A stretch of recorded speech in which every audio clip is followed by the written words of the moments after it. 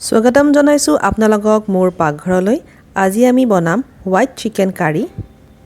যদি আপোনালোকে এটো ফাৰ্স্ট টাইম বনায় তেতিয়াও এটো ভাল হ'ব, কাৰণ ইয়াতে আমি সামগ্ৰীবোৰ তেনেকুৱা দিছো যোনটোৱে ডিশটো টেষ্টি কৰি তুলিব। তেনেহলে দেৰি নকৰি ৰেচিপিটো ষ্টাৰ্ট কৰো। ইয়াত মই লৈছো 1 কেজি মুৰ্গী মাংস, তাৰ পিছত লৈছো 2টা পিয়াজ, 2টা জলকীয়া, আদা আৰু নহৰু। তাৰ পিছত লৈছো 1 বাটি বাদাম। বাদামটো মই পানীত ভিজাই ৰাখিছো। তাৰ পিছত লাগিব দৈ আৰু ক্ৰীম।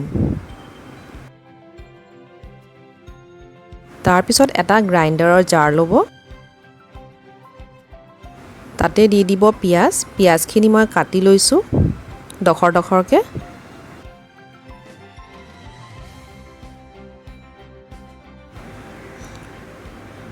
পিয়াজ দিয়াৰ পিছত নহৰু দি দিব। নহৰু মই 12 বা 13 ফুটামান লৈছো। তাৰ পিছত দিব আদা,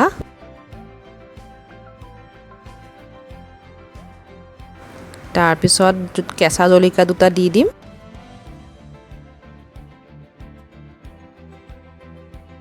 এতিয়া ভিজাই থোৱা বাদামখিনি দি দিম। পানীৰ সতে আমি দি দিছো। এতিয়া গোটেইখিনি আমি মিক্সিত মাৰি পেলে ধুনীয়াকৈ এটা পেষ্ট বনাম। এতিয়া পেষ্টটোত আমি দৈ দি দিম। দৈ ইয়াতে মই 3 চামুচ দিম। ডাঙৰ চামুচেদি ডাঙৰকৈ 3 চামুচ দি দিব। মানে যদি কাপেৰে জুখে তেতিয়া হলে প্ৰায় আধা কাপ মান হৈ যাব। এতিয়া আকৌ এবাৰ গ্ৰাইণ্ড কৰি লম। এতিয়া মই এটা ডাঙৰ বাউল এটা লম। বাউলটোত মই যোনখিনি পিচিছিলো সেই পিসা পেষ্টখিনি গোটেইখিনি ইয়াতে ঢালি দিম। দৈ দি গ্ৰাইণ্ড কৰাৰ পিছত পেষ্টটো দেখিছে পুৰা স্মুথ এণ্ড ক্ৰিমি হৈ যাব। তাৰ পিছত আমি তাতে আমাৰ চিকেনখিনি দি দিম। মই ইয়াতে লোকেল মুৰ্গী লৈছো। আপোনালোকে ব্ৰইলাৰ চিকেন ল'ব পাৰে। ব্ৰইলাৰ চিকেন ল'লে সিজুতে অলপ সোনকাল হয়, কিন্তু লোকেল মুৰ্গী ল'লে অলপ টাইম লাগে। এতিয়া আমি ইয়াতে নিমখ দিম। নিমখটো আপোনাৰ জোখত দিব। মই ইয়াতে 1.5 চামুচ দিছো। এতিয়া আমি ইয়াতে জালুকৰ গুৰি দি দিম।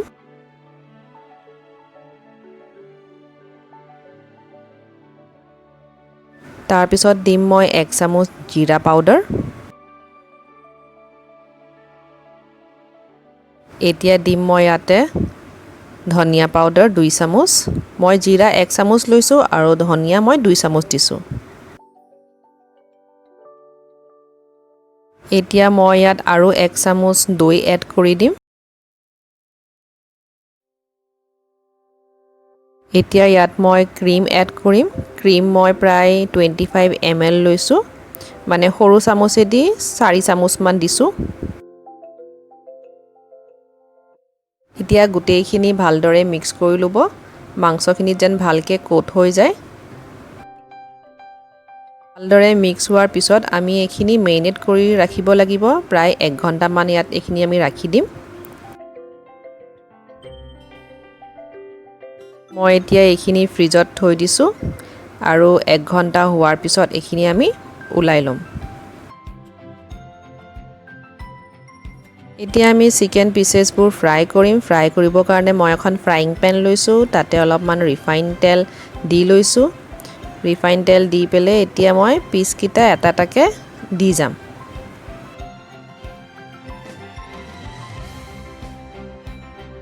এতিয়া আমি মাংসখিনি ৰঙচুৱা হোৱাকে 2টা সাইডতে ভাজি লম। যেহেতু মই লোকেল চিকেন লৈছো মোৰ অলপ টাইম লাগিব, কিন্তু যদি আপোনালোকে ব্ৰইলাৰ চিকেন লয় আপোনালোকৰ অলপ সোনকালে হ'ব। মাংসখিনি ফ্ৰাই হোৱাৰ টাইমত আমি গ্ৰেভিটো বনাই লম। এতিয়া গ্ৰেভিটো বনাবৰ কাৰণে আমি লম লং, ইলাইচি আৰু দালচিনি। এতিয়া ইয়াত মই অলপমান তেল দি লৈছো। তাতে এতিয়া গোটা গৰম মছলাখিনি দি দিম। মানে আমাৰ লং, ইলাইচি আৰু দালচিনিখিনি অলপমান লৰাই ল'ব। তাৰ পিছত তাতে অলপমান গোটা জালুকটো জাস্ট অলপ ক্ৰাছ কৰি তাতে দি দিম। আমাৰ মাংসখিনি ফ্ৰাই হৈ আছে। এইখিনি তেনেকৈ থাকিব দিম। তাৰ গৰম মছলাখিনি অলপমান ভাজা গ'লে তাতে আমি পেষ্টখিনি ঢালি দিম পেষ্টখিনি সেইখিনিয়ে যোনখিনি আমি মাংসটো মেৰিনেট কৰিবৰ কাৰণে লৈছিলোঁ এতিয়া আমি এইখিনি ভালদৰে ভাজি ল'ম কাৰণ আমি ইয়াতে কেঁচা বাদাম দিছোঁ কেঁচা বাদামটো যদি ভালদৰে ভাজা নাযায় তেতিয়াহ'লে এটা কেঁচা কেঁচা টেষ্ট আহিব সেইবাবে আমাৰ গ্ৰেভিটো ভালদৰে ভাজা যাব লাগিব এতিয়া আমি ইয়াতে নাটমেগ পাউডাৰ দি দিম জাষ্ট অলপমান দিম আমি ইয়াৰ পিছত আমি ইয়াতে চেনি দি দিম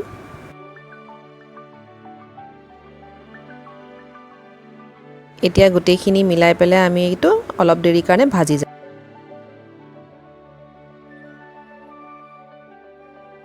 আমাৰ চিকেনবোৰ প্ৰায় ভাজা হৈ গৈছে এটা কালাৰ এটা আহি গৈছে ধুনীয়া আৰু তেলখিনিও সেপাৰেট হৈ আহিছে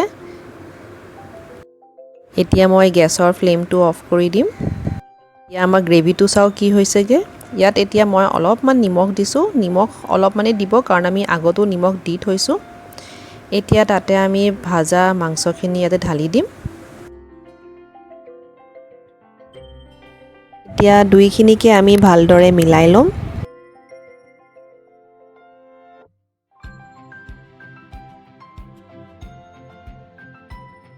আমি ইয়াতে 2 কাপ পানী দিম তাৰ পিছত মই গেছৰ ফ্লেমটো হাই কৰি দিছোঁ যেতিয়া এটা উতল আহিব আমি ঢাকন মাৰি থৈ দিম প্ৰায় 10 বা 15 মিনিটৰ কাৰণে 10 মিনিটৰ পিছত মই এবাৰ চেক কৰিম মাংসখিনি সিজিছে নাই সিজা এবাৰ লৰাই ল'ম আৰু তাৰ পিছতে 5 মিনিটৰ কাৰণে আকৌ ঢাকি থৈ দিম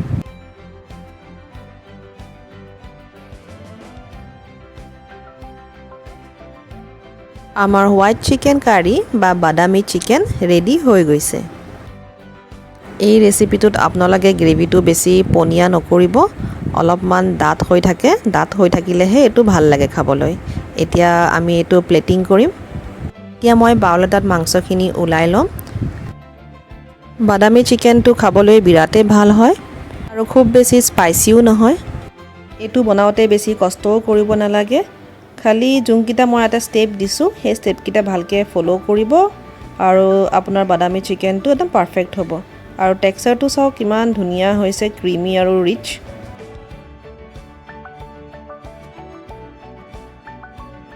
লোকেল মুৰ্গী প্ৰেছাৰত দিয়া নাই তথাপিও চাওক এই কি ধুনীয়াকৈ সিজি গৈছে